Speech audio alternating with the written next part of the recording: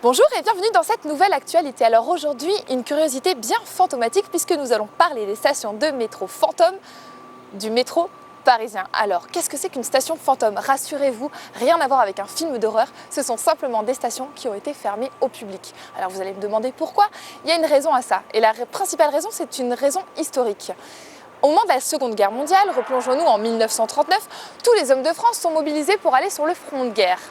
Et forcément, les agents de la RATP, qui à l'époque s'appelle l'entreprise ferroviaire des chemins de fer parisiens, l'entreprise ferroviaire des chemins de fer parisiens, et ben ils sont aussi mobilisés et du coup ils ne peuvent pas s'occuper de toutes les stations. Alors sur les 250 stations qui étaient ouvertes à l'époque, on en ferme énormément et il n'y en a plus que 85 qui restent ouvertes. Alors qu'est-ce qu'elles deviennent ces stations? Et bien tout simplement elles sont fermées au public et on les abandonne ou alors on les recycle. Comme cette station qui est derrière moi, qui est la station Arsenal. Alors la station Arsenal, ça s'appelle comme ça puisqu'il y avait un bâtiment à l'époque qui servait d'entrepôt de poudre et d'armes pendant la Renaissance. Alors vous me direz, aujourd'hui ça ne sert plus à ça puisque Arsenal est devenu une bibliothèque.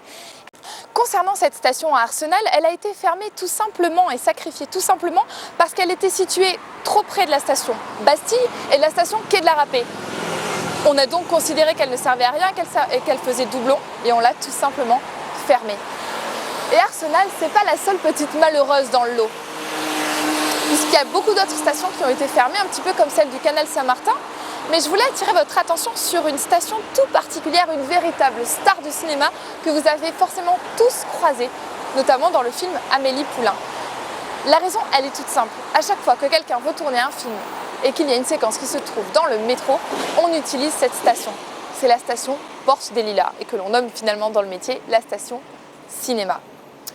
Alors il y a une petite fin heureuse à tout ça, parce que c'est un peu triste toutes ces fermetures. Cette fameuse station Porte des Lilas et une autre station qui s'appelle la station Axo, qui elle aussi a été fermée et on n'a même pas construit son escalier d'accès, et bien ces deux stations elles vont peut-être pouvoir sortir leur épingle du jeu. Puisque dans quelques années, alors on ne sait pas encore quand et on ne sait pas si c'est vraiment validé, mais il y a deux lignes qui devraient se rejoindre. Une fusion entre la ligne 3 bis et la ligne 7 bis. Si jamais cette fusion existe, il va falloir recréer deux nouvelles stations et pour le coup, notre station Axo et les stations cinéma vont pouvoir revivre et prendre leur revanche. Voilà, j'espère que vous avez appris quelque chose avec ces petites stations fantômes. Je suis sûre que maintenant vous ne prendrez plus le métro de la même manière et que vous penserez à moi à chaque fois. Je vous donne rendez-vous dans une prochaine actualité, je vous remercie. Bye.